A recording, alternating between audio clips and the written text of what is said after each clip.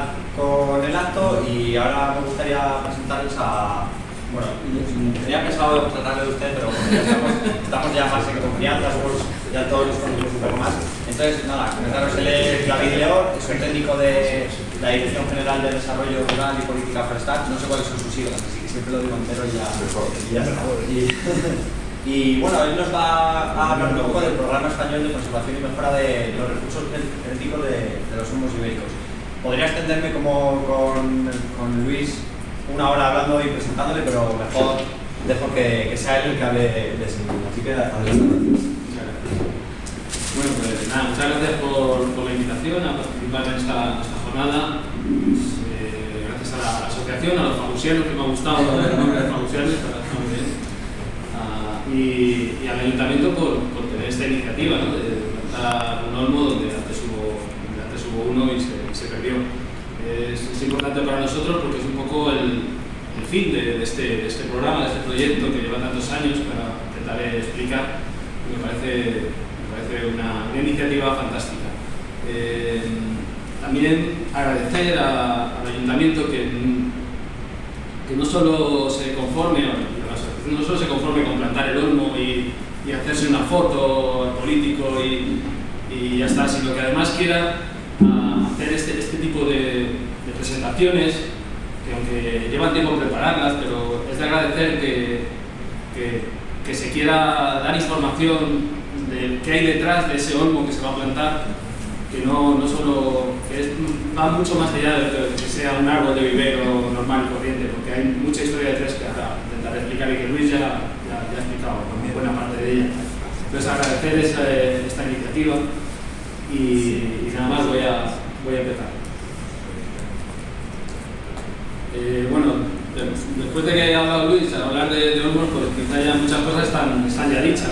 Como hay que empezar por algún lado, yo tenía preparado esto, una foto de cuál es la situación de las poblaciones naturales de los olmos. Ya habéis hablado dónde están las zonas riparias, no muy cerca de los cauces, del agua, porque ese encharcamiento continuo tampoco lo podrían soportar, y entonces se quedan como a medio camino entre lo que es el fondo del valle y la ladera. Eso le da una ambigüedad de características ecológicas que le aportan muchas cosas para los humanos, y los humanos se han fijado en ellos y por eso los han utilizado para todo lo que ha contado Luis de su uso en múltiples, además de una manera muy buena, lo que ya se ha visto. Entonces, esa característica de una situación intermedia que soporta el encharcamiento, soporta la falta de oxígeno, como contado Luis, y luego que soporta la sequía en verano, ha facilitado su expansión por parte de los humanos. Entonces, por eso se han usado pues, en plazas de pueblo, como en esta de Recuerda, en Soria, de nombre muy bonito, y que ya pues, se perdió. Por abundar un poco en lo que ha dicho Luis, cuando fueron los conquistadores a Canarias, también, por ejemplo, en la Plaza de la Laguna, la pusieron olmos, y ya Machado nos lo dice en otra poesía, no la del olmo, en otra que se llama Las Encinas, pero que habla de muchos, hace un repaso de muchas especies vegetales, y de los olmos dice esto, de los parques las olmedas son las buenas arboledas que nos han visto jugar cuando eran nuestros cabellos rubios, y con nieve en ellos nos han de ver meditar. Esto ya indica la cercanía entre el olmo y el hombre, todo lo que Luis nos ha expuesto con mucho éxito. Más fotos de lo mismo, yo creo que algunas son repetidas, al final buscamos la ermita de la Nuestra Señora de los Olmos, aquí en Maranchón, cómo estaba y cómo está ahora. Muchos de esos árboles ya no son olmos, obviamente. He puesto más ejemplos, intentando no repetirme con los ejemplos que ha puesto Luis, el negrillón de Boñar, que es una historia también muy interesante, un árbol espectacular que había en la plaza de Doñar, en un sitio privilegiado al lado de la torre de la iglesia, cómo estaba, cómo fue creciendo, ya llegó incluso a superar la altura del campanario, y pues lo que pasó en muchos de los olmos, ¿no? Que Empezaron con la grafiosis, empezaron los síntomas, se les hizo una poda una poda sanitaria. Al final no pudo ser, el árbol murió, quedó el esqueleto, como el que vamos a ver hoy aquí en Guadalajara, y finalmente ni siquiera soportó el paso del tiempo y las pudriciones y terminó cayendo, y al final los vecinos lo que cogían era un trozo del olmo para llevárselo del cuerpo. Es una cosa bastante curiosa, ¿no? La olma de Bejanque, que le he puesto el ejemplo, obviamente, como estaba, esta foto ya ha salido en las presentaciones anteriores, esta también. Luego las podas sanitarias que se hicieron para intentar salvarla, y finalmente pues lo que tenemos ahora, ¿no? El olmo, y le han puesto unos soportes para evitar que se caiga, que no le pase como al olmo de Goñar y que no termine en el suelo. Esto hay gente que le gusta, hay gente que no le gusta, pero bueno, a mí no me parece mal.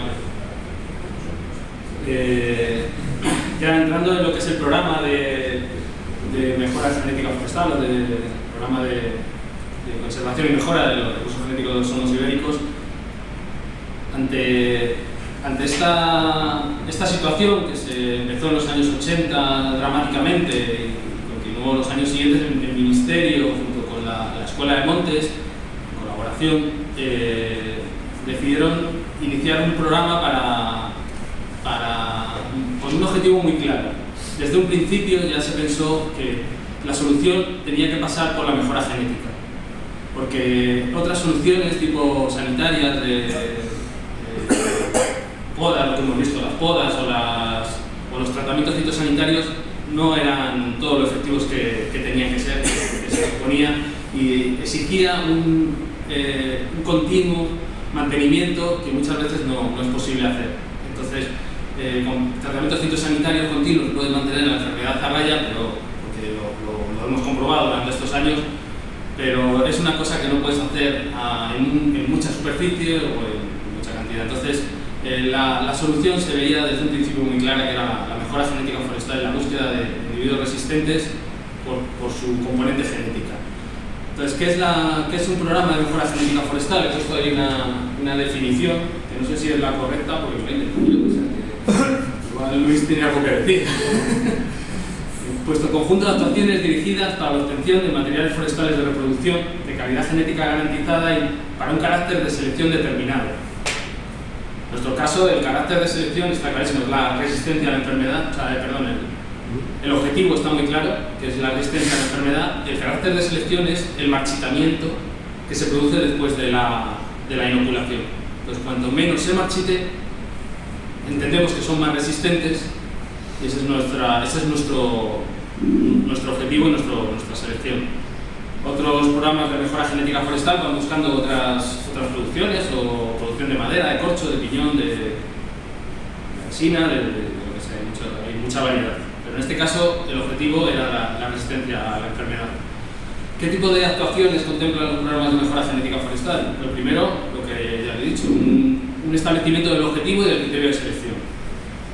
Y luego, siempre es necesario estudiar la variabilidad interespecífica o diversidad genética de la especie para ese carácter. ¿Qué significa? Si la variabilidad, si la diversidad genética es muy amplia, tenemos muchas posibilidades de encontrar lo que buscamos. Pero si la diversidad genética es escasa, es mucho más difícil encontrarlo. En este caso nos encontramos un hándicap que, como Luis ha explicado muy bien con el tema de la propagación de los olmos aquinios para el cultivo de las vides, que llevan 2000 años en la península propagándose, esa diversidad genética es realmente muy estrecha en el caso de los olmos, y eso es lo que ha condicionado el desarrollo del programa, y por eso ha sido tan complicado llegar a los resultados que tenemos ahora.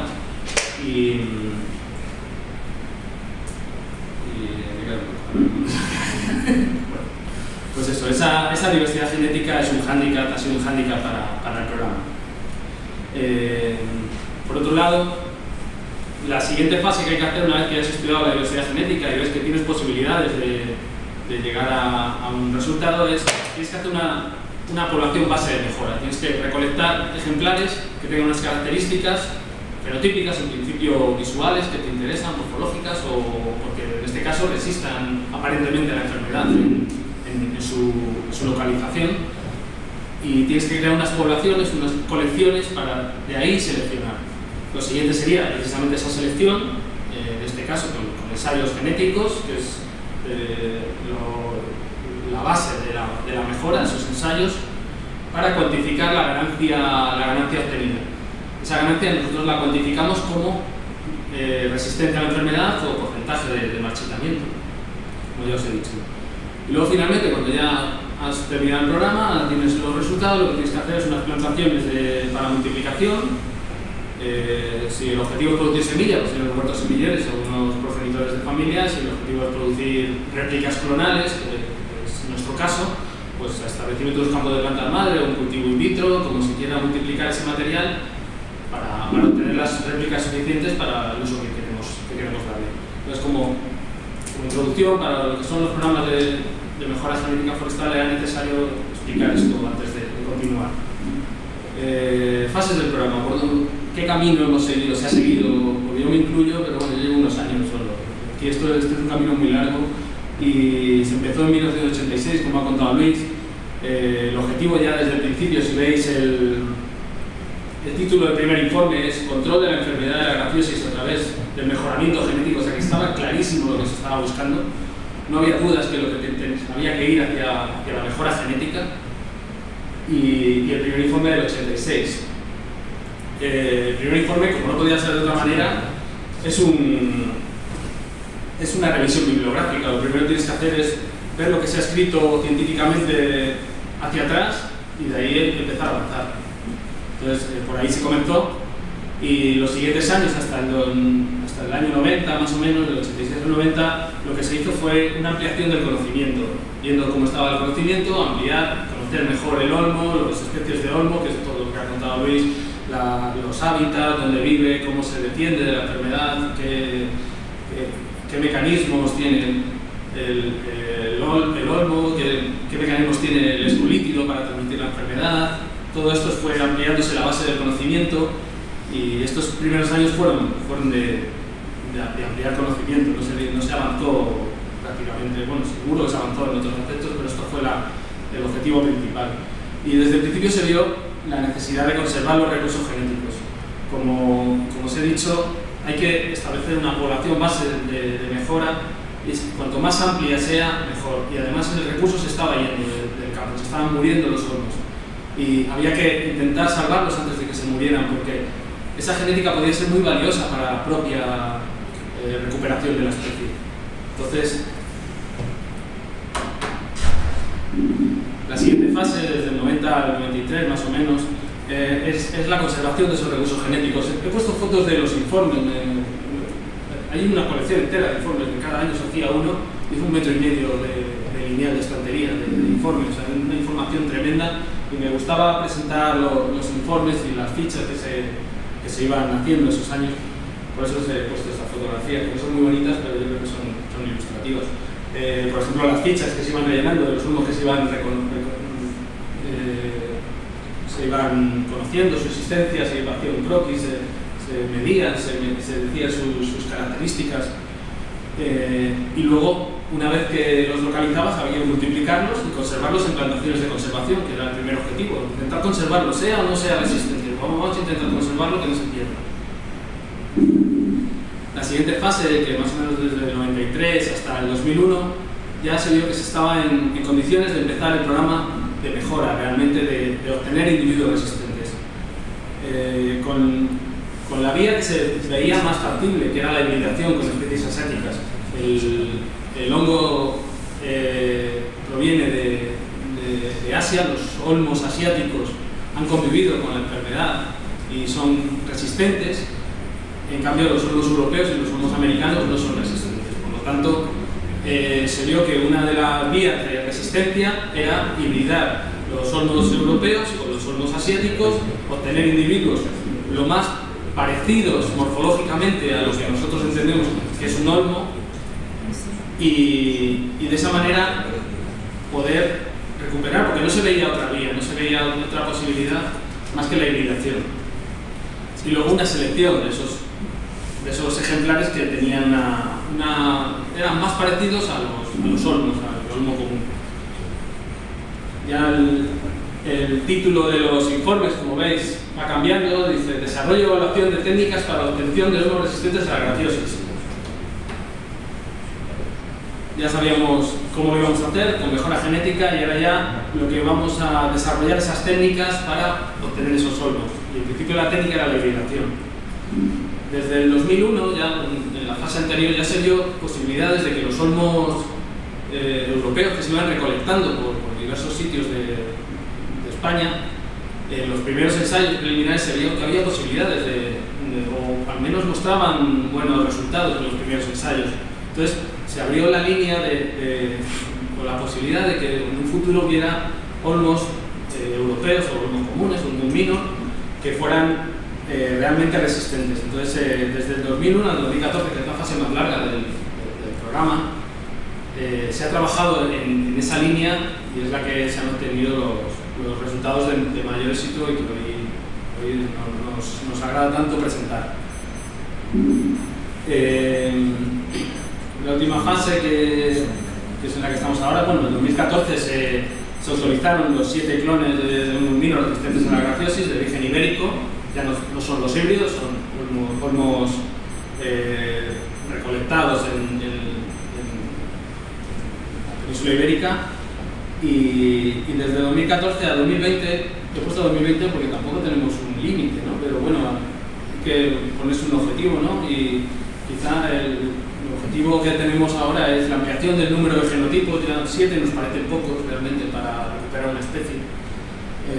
Y luego la gestión y difusión y también la protección legal de los resultados que lo ha contado Luis con la solicitud a la Oficina Comunitaria de Variedades Vegetales para proteger estos resultados.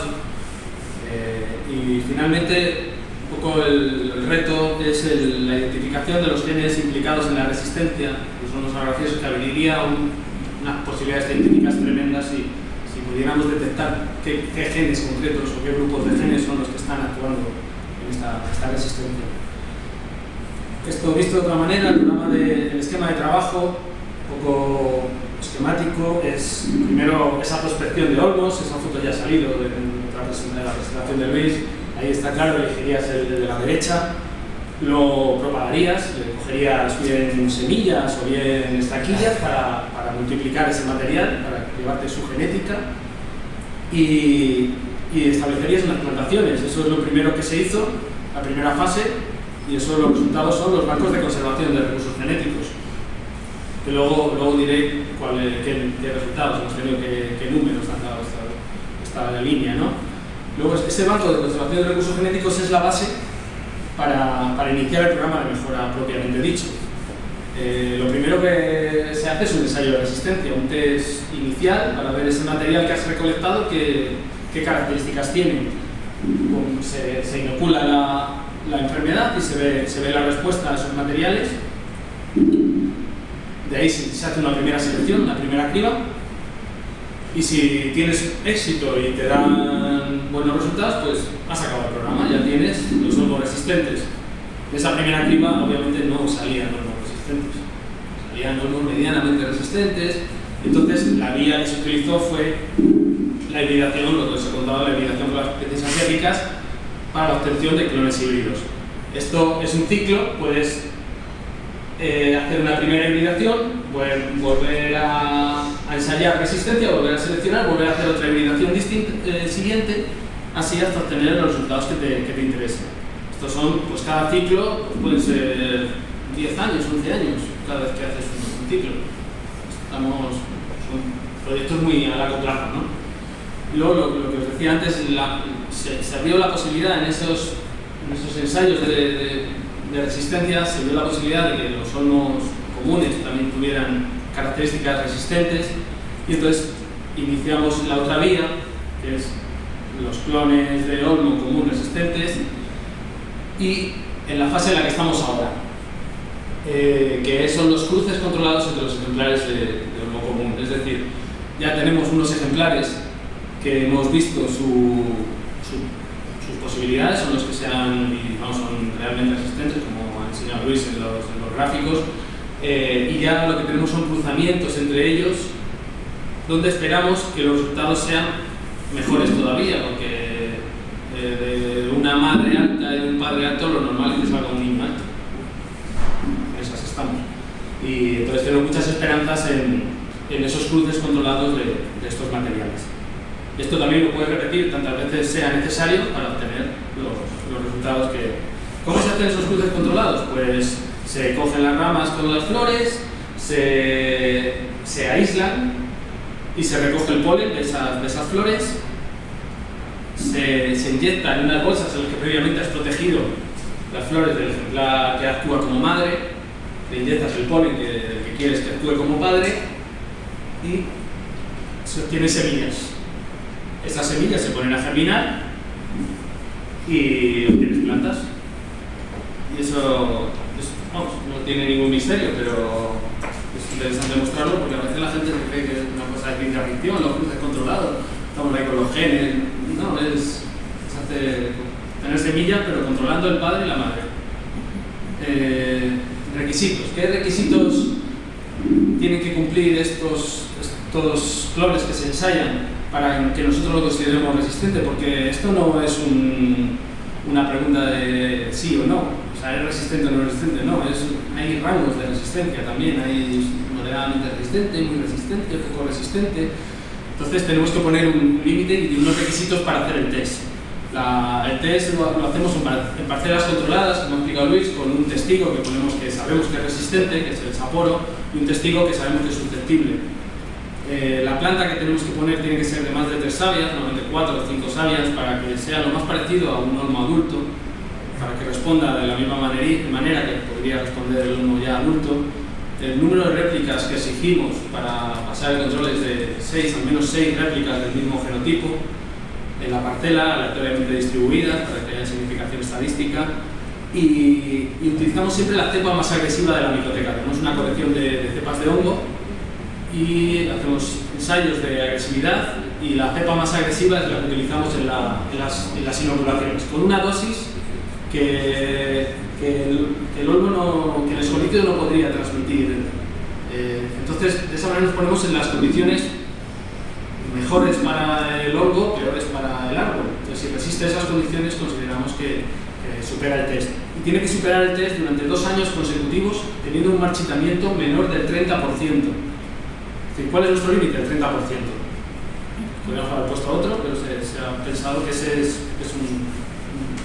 Y también otro de los requisitos es que el control susceptible, el que sabemos que que muere con la enfermedad, se marchite en más de un 70%, para asegurarnos que el inóculo es activo y que funciona, o sea, no ha habido problemas en la inoculación. El resultado, bueno, la inoculación, ya hemos visto fotos. El resultado pues es, bueno, como el cañón está, no sé si se ve. Sí, se ve. Sí, bueno, se ve, ¿no? Ejemplares que están verdes, otros que están completamente muertos, otros que están a medias. Este es el resultado de nuestras parcelas. Si lo vierais aquí se vería mucho mejor, pero bueno. Entonces de aquí se hace la selección y lo que ya os he contado. Un ejemplo.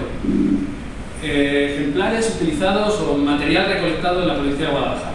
Estuve mirando los informes y no había demasiado, sí que encontré 7 individuos de los cuales se había recolectado material aquí en la provincia de Guadalajara, 3 de Cogolludo, 1 de Fontanar, 1 de Humanes y 2 en Guadalajara capital, que están en el centro del Serranillo. Por eso los códigos que le ponemos están relacionados con el nombre del pueblo donde viene, salvo en el de Guadalajara, que le pusimos Serranillo porque ahí tenemos un centro y le pusimos el nombre de Serranillo. Que algunos ejemplares eran fantásticos, eran 22 metros de altura de un olmo de Cogolludo, 16 metros de otro olmo. ¿Qué material se cogió en estos olmos? Pues se cogieron semillas, se pusieron a germinar 100 semillas en cada uno. Es para que veáis un ejemplo de cómo ha sido, más está bien de Guadalajara, de 100 semillas cada uno, de las cuales germinaron esa cantidad que veis ahí, el número de plántulas, y un extracto de ese número de plántulas se establecían en parcelas. Eso es lo que nosotros llamamos una familia, porque realmente están emparentados todos, son hijos todos de la misma madre, y entonces la media de marchitamiento de cada una de las familias, lo que he puesto aquí, veis que están un poco, algunos al límite, el 33, otros en el 35, algunos ya superan el 50%, rondando el 50%. Realmente esto no nos valdría. Está muy cerca del 30, pero ya no nos vale. Como media de la familia. Eso sí, algunos ejemplares de esa familia sí que mostraron mejores datos que el 30%, que es datos más bajos. Por ejemplo, el Guadalajara Cogolludo 1,25 mostraba un 25% de marchitamiento, o el Guadalajara Cogolludo 3,2 que mostraba otro 25%. Esos son los que, de toda esa selección de 500 semillas, al final nos hemos quedado con 2 ejemplares que continúan en el programa, los demás ya los hemos descartado, y esos 2 ejemplares continúan en el programa y se podrán, si se ensayan como clones, pues estos se ensayaron como individuos, como individuos, por lo tanto no nos valdría para los requisitos que hemos puesto, pero si se ensayan como clones y no buenos resultados, podrían ser ejemplares catalogados en el Registro Nacional de Materias de Base como que vamos a plantar hoy, vamos. De los de Guadalajara todavía no se han testado, y de uno de Humanes no se tuvo ninguna plantula, no se pudo testar. Como ejemplo de Guadalajara, yo creo que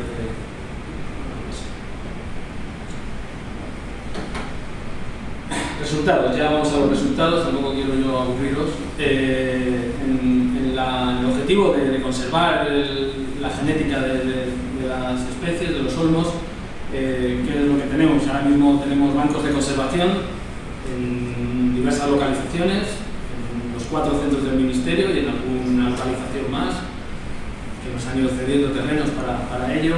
Ahora mismo tenemos unos 499 genotipos únicos de Ulmus minor, otros 800, ¿qué descanso?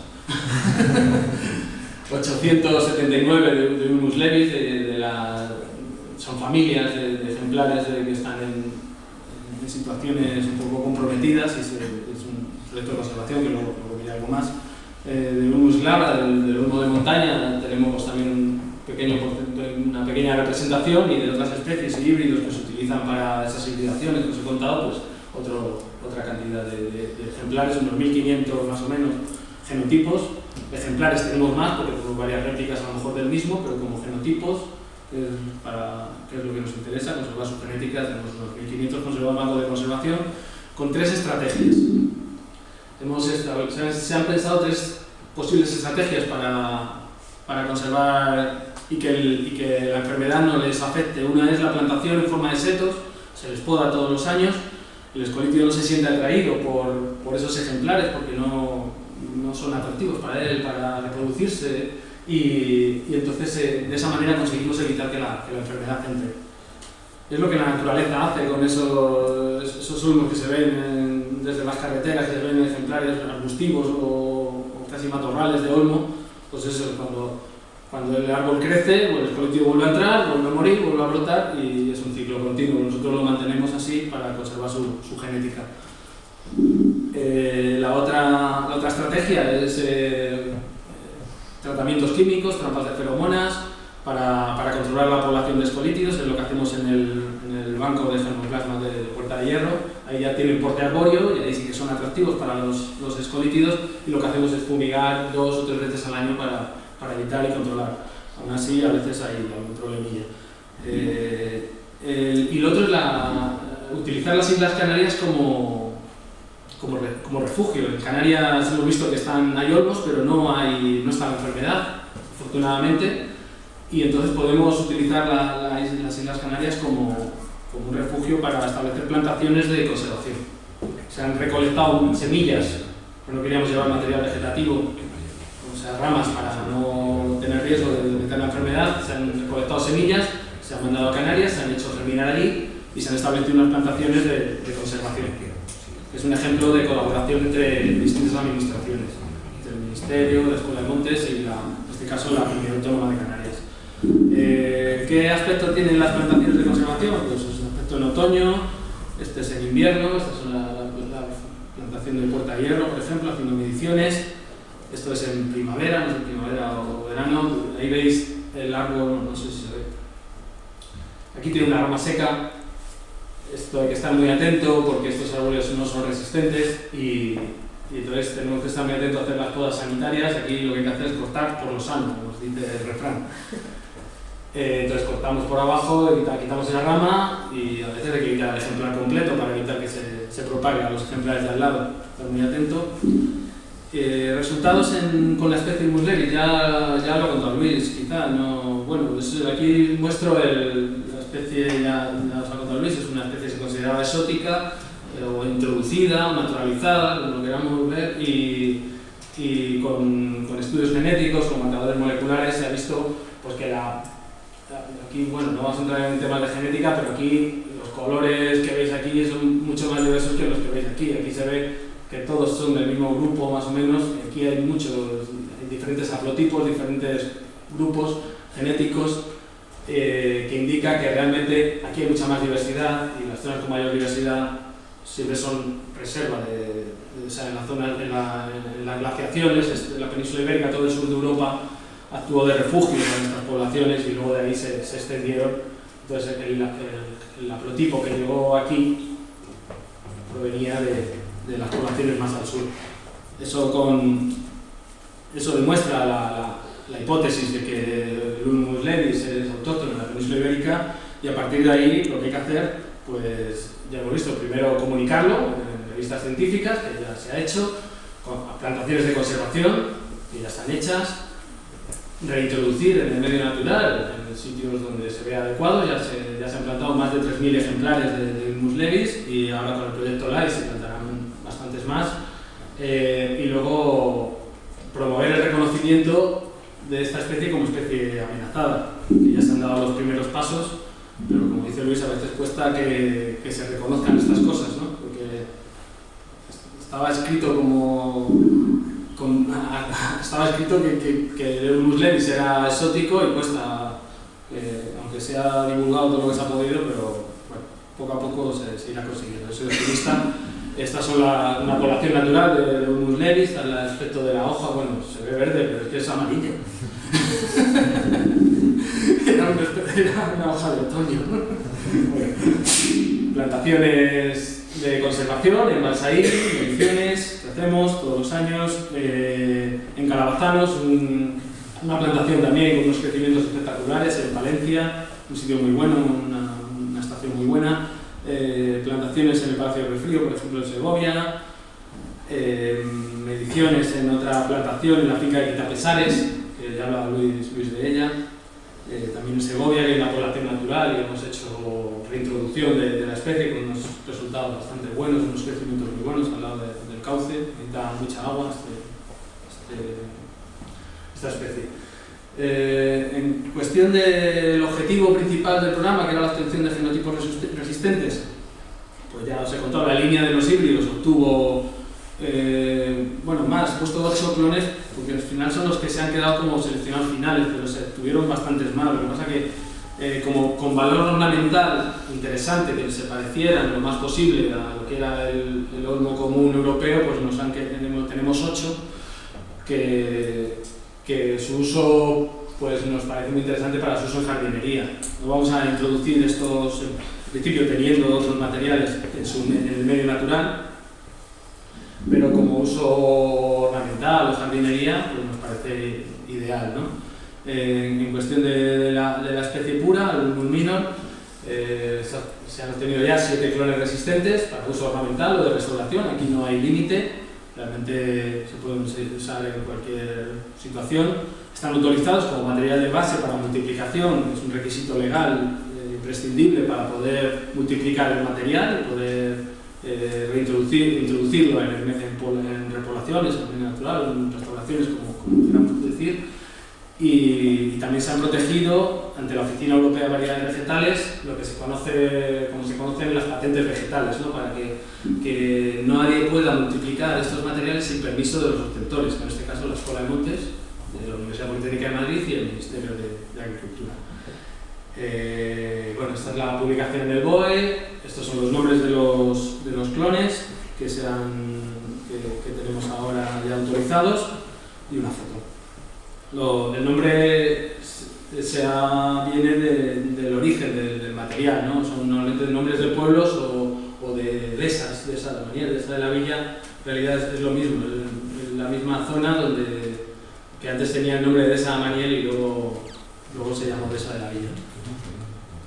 Por eso, para diferenciarlo, le hemos llamado con los dos nombres. Estos son los datos. Luis ya ha presentado algo parecido de Fuente Umbría. Aquí podéis ver, no sé, por ejemplo el retiro. El retiro en el 2011 se marchitó en un 14% en la primera inoculación, cuando el control resistente, que es el que es comercial, el olmo comercial resistente, tenía un 31%, por lo tanto el doble, o sea, la mitad de susceptible. Y en este caso, el control susceptible, pues prácticamente se secó, se marchitó completamente. Esto indica que la inoculación fue muy buena y la respuesta de este clon pues fue bastante buena también. Al año siguiente volvió a mostrar la misma resistencia. El Sapporo mejoró, porque el Sapporo el segundo año siempre se recupera muy bien de la inoculación, por eso se llama, siempre veis que tiene mejores datos el segundo año que el primero, el Sapporo. Pero bueno, nuestro clon siguió con sus datos y entonces cumplió los objetivos. El número de réplicas en la parcela fue 7, por lo tanto superaba el límite de 6. Y estos son los resultados. Estos 4 clones, Retiro, de esa de la Villa, de esa Maniel, esos 2 provienen de la misma zona, y el Majadahonda. Esos 4 anteriores son de la Comunidad de Madrid, que es donde se ha recolectado más material, por cercanía también. Y luego estos otros son de fuera de la Comunidad de Madrid. Tenemos el Fuente Umbría, que ya lo ha presentado Luis, que es el que vamos a plantar hoy. El clon Adelmut de Valencia, esos otros son de Valencia, y uno más de Toledo, también con muy buenos resultados. Futuro. Tenemos ahora mismo en ensayos 80 clones de Ulmus minor con posibilidades dentro de los ensayos ya escalados, y aparte tenemos lo que os decía antes, los cruces controlados de los genotipos que ahora mismo tenemos ya resistentes, casi 1000 brintales, de los cuales tenemos muchas esperanzas de obtener bastante material resistente, porque yo lo llamo esto como encontrar una aguja en un pajar. Hemos encontrado la aguja y ya es más fácil obtener siguientes generaciones de individuos resistentes. Finalmente, la divulgación, ¿no? Es una tarea que es necesaria, lo estamos haciendo aquí hoy, y nos encanta presentar nuestro trabajo, nos gusta hablar de esto, sobre todo porque ha tenido éxito. Y bueno, simplemente pues, comentar la página web de los Ulmus vivos, del proyecto LIFE de restauración de Olmeda, donde se van a plantar bastantes ejemplares, tanto de la especie Ulmus levis como de la especie Ulmus minor resistentes. Plantaciones de restauración ambiental, promovidas por las confederaciones hidrográficas, por comunidades autónomas, en las que estamos aportando material para esas introducciones. Son plantaciones demostrativas realmente, para que darle la difusión al programa y que llegue a cuanta más gente mejor y que se conozca. La donación y plantaciones en ayuntamientos, por ejemplo, hoy mismo. Ahí he puesto una lista de los ayuntamientos que en el último año nos han pedido y hemos dado material. Y finalmente a asociaciones, FAUS o Cenintia. FAUS ya no estáis aquí, o sea que Cenintia es una asociación de protección de mariposas, y hay una mariposa que está muy amenazada, que solo se alimenta de olmo. Están muy interesados en tener individuos resistentes para mejorar las poblaciones de esa mariposa. La web de Olmos Vivos os la recomiendo, muy interesante para todo el que quiera profundizar. Y nada, muchas gracias. Simplemente agradecer a la organización de esta jornada, agradecer a todas las personas que han participado, que prácticamente ocupan toda la copa de la Olma. Muchos de ellos todavía siguen trabajando en esto. Y nada, especialmente agradecer de manera particular a Salustión Iglesias, que no ha podido venir, a Luis Gil también, a Jorge Domínguez y a Sonia Rivas, que me han prestado me han prestado diapositivas o material para hacer esta presentación, que si no, no hubiera podido hacerla. Y especialmente a Salustiano Iglesias, que ha sido mi jefe durante los últimos 5 años, que estuvo desde el principio en este programa, y para mí ha sido como un padre en este caso. Y nada, muchas gracias, nada más.